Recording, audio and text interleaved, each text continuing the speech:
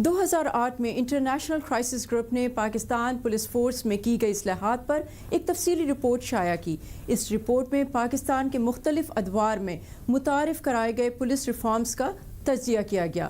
Report کے مطابق 1973 میں ذوالفقار علی بھٹو کی حکومت نے سول سروس اور پولیس کو آئین کے تحت حاصل کردہ ملازمت اور سیاسی مداخلت کے خلاف تحفظ ختم کر کے پولیس کے ادارے کو شدید نقصان پہنچایا۔ 1977 میں جنرل ضیاء الحق کے دور میں پولیس کو وسائل سے محروم رکھا گیا۔ آرمی افسران کو ادارے میں عہدے دیے گئے اور پولیس کو سیاسی اپوزیشن کو دبانے کے لیے استعمال کیا گیا۔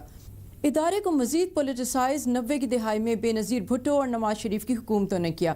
انہوں نے بھی پولیس میں سیاسی بھرتیاں کی اور اسے اپنے سیاسی مخالفین کے خلاف استعمال کیا۔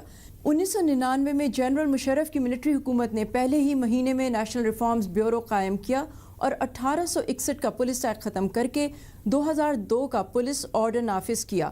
پولیس آرڈر کے مقاصد میں پولیس فورس کو عوامی طور پر جواب دہ، غیر جانبدار، فعال بنانا، اپوائنٹمنٹس میرٹ پر کرنا اور پولیس افسران کو اعلیٰ ٹریننگ کے لیے ملک سے باہر بھیجنا شامل تھا۔ لیکن پھر 2004 میں جنرل مشرف کی حکومت نے اس آرڈر میں ترمیم کی اور ایک بار پھر صوبائی سطح پر بیجا ٹرانسفرز اور سیاسی اثر و رسوخ کا دور جاری ہوا۔